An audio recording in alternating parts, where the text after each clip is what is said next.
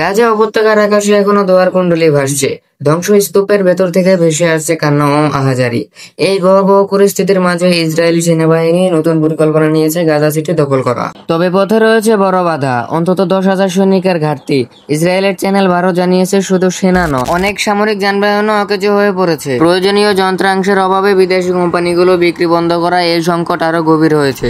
যুদ্ধের দীর্ঘ শত্রুতা নিয়ে দেশের ভিতরে চাপ বাড়লেও ইসরায়েলের গাজা অভিযানের প্রস্তুতি চালিয়ে যাচ্ছে।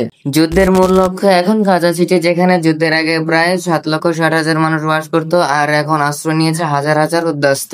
সংকীর্ণ গলি, বিপুল জনসংখ্যা ও প্রতিরোধের মধ্য দিয়ে অগ্রসর হওয়া ইসরায়েলি সেনাদের জন্য হবে এক রক্তক্ষয়ী ব্যয়বহুল অভিযান। ইসরায়েলি পত্রিকা জানিয়েছে, গাজা দখল ধরে রাখতে বছরে 32 থেকে 49 বিলিয়ন মার্কিন ডলার খরচ হতে পারে। অর্থ মন্ত্রণালয় সতর্ক করেছে, এতে বাজেট ঘাটতি 7% পর্যন্ত বাড়তে পারে। ক্রেডিট রেটিং কমার ঝুঁকি তৈরি এবং অর্থনীতি ভেঙে পড়বে।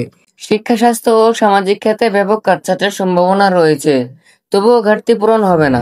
শুধু 2,50,000 রিজার্ভ সেনা ও সামগ্রী ব্যয়ে প্রতিদিন লাগবে প্রায় 94 মিলিয়ন ডলার, যা মাসে দাঁড়াবে 2.7 থেকে 3 বিলিয়ন ডলার। হিসাব বলছে 2025 সালের শেষে এই ব্যয় 8.1 থেকে 13.5 বিলিয়ন ডলারে পৌঁছাতে পারে। দখলের পর গাজা শাসন ও নিয়ন্ত্রণে মাসে আরো 2.7 থেকে 4 বিলিয়ন ডলার প্রয়োজন হবে। সঙ্গে লাখ লাখ মানুষের জন্য খাবার, পানি, ওষুধ, বিদ্যুৎ ও আশ্রয় নিশ্চিত করতে লাগবে অতিরিক্ত বিলিয়ন ডলার। অর্থাৎ এই যুদ্ধ শুধু গাজার জন্য নয়, ইসরায়েলের জন্য হয়ে উঠেছে অদৃশ্য অর্থনৈতিক ফাঁদ।